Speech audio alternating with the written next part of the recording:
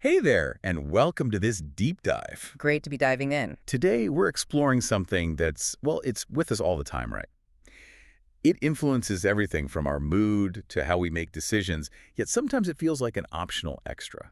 Hmm. We're talking about personal fitness. And we're not just going to rehash, gym routines or counting calories. No. Our source for this is personal fitness, your silent superpower. And we want to use it to look past the usual ideas of fitness. Yeah, to uncover what the book argues is its really profound, often kind of hidden power in our lives. That's the plan. Because the goal here isn't just about like physical appearance or hitting certain performance numbers. Right. The source suggests fitness is more foundational, a force that can genuinely reshape your mindset, boost your energy, and build this deep well of confidence. Let's get into what the book actually reveals about that. Okay, so when you hear personal fitness, what's the first thing that, pops into your head? Is it six-pack abs, lifting heavy weights, maybe the number on the scale? It's usually tied pretty closely to the physical, isn't it? Oh, absolutely. Yeah. Yeah. And the book, it acknowledges those common things right away, Oh. but then it really challenges that limited view. It makes this powerful argument that personal fitness is fundamentally your energy source. Okay. It's fuel for your mental clarity, and it acts as this like crucial emotional stabilizer. So not just looking strong, but being strong inside, too. Exactly, inside and out. That mind-body connection, the book really hammers that home, doesn't it? It does. Hmm. It makes the case that when your body feels capable and strong, it creates this sort of feedback loop. Right. And that directly supports a sharper mind, Mm-hmm. helps you manage emotions better, and boosts your confidence in pretty much everything you do. And there's science behind this, as the source points out. Yeah, absolutely. Movement isn't just for your muscles. It's like a direct line to your brain chemistry. We're talking about releasing serotonin, endorphins, dopamine. The book calls them the brain's happy chemicals. Happy chemicals, I like that. So movement is quite literally a tool for your emotional and mental well-being. Okay. All right. So if it's got all these incredible benefits, more energy, better mood, sharper thinking, confidence, why do so many of us struggle? Mm-hmm. Why is it so hard to make it a consistent thing? Why does it feel like such a chore or something we just keep putting off? What's the barrier, according to the book? That's a really critical point the source gets into. It argues that we've taken something inherently simple Yeah. and made it seem incredibly complicated, In my intimidating. Well, we've associated it with, expensive gym memberships, needing hours of free time that most people just don't have, Right. and trying to figure out these bewildering diet plans with all sorts of confusing rules. We've built up all these, unnecessary hurdles. Exactly. And this simple, almost revolutionary truth the book offers is this. You don't need to aim to be some kind of bodybuilder or spend your life in a gym. Okay. The core idea is just move. Just move. Take that first step. Yeah. And maybe most importantly, build consistency. That's where the real power, that silent superpower lies. Just move, start, stay consistent. That sounds, well, deceptively simple. It does. Which I guess brings us to the biggest hurdle for most people. Yeah. Actually sticking with it long term.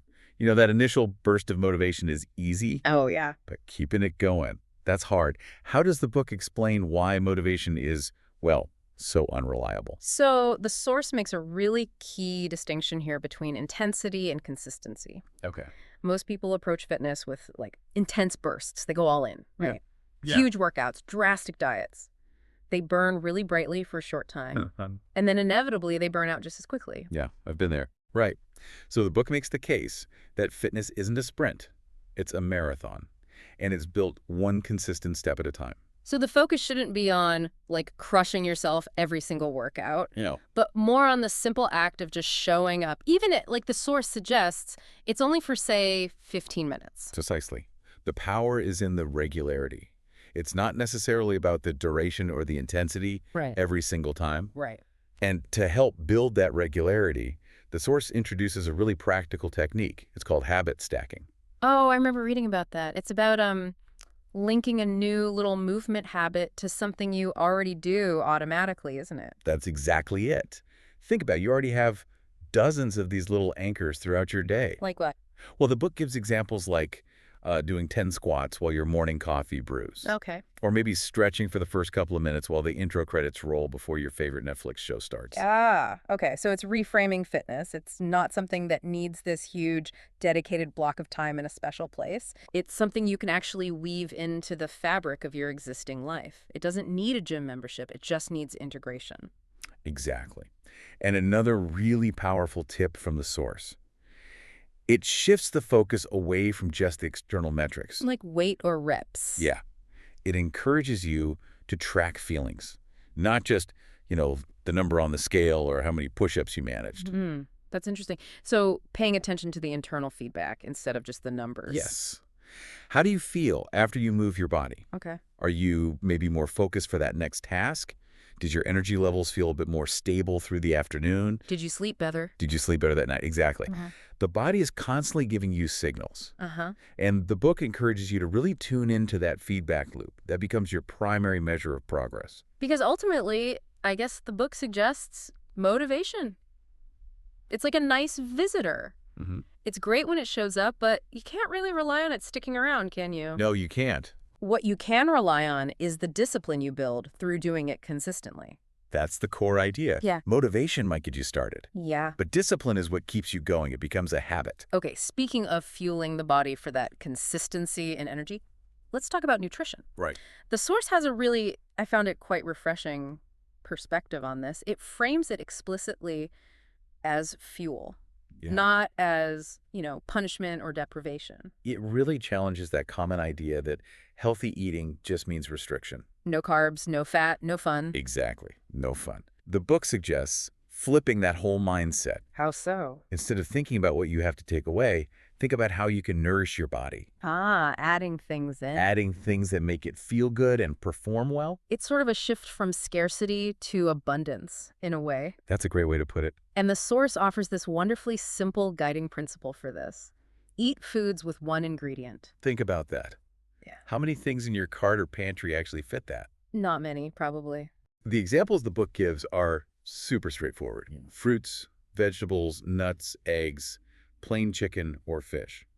Basically, if it doesn't need a long ingredients list on the label because it is the ingredient. Then it's probably going to serve your body pretty well. Yeah. It's that if it doesn't need a label, it's probably a good kind of guideline. That really simplifies things compared to complex macro tracking or super restrictive diets. It does. And the book really stresses this is about progress, not perfection. Right. One bad meal doesn't wreck everything. No. And one good meal doesn't instantly make you super fit either. Exactly. Yeah.